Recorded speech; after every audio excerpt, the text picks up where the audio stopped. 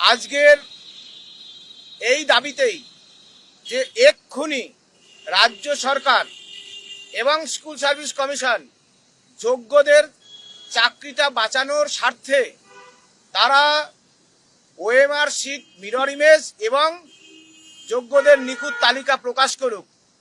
যতক্ষণ না প্রকাশ হবে আমরা এখানে অনশনের কর্মসূচি ঘোষণা করছি।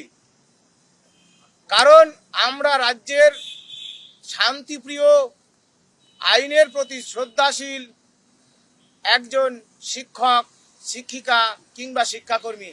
সুতরাং এই শান্তিপূর্ণ অহিংস আন্দোলনের পথই আমরা বেছে নিয়েছি।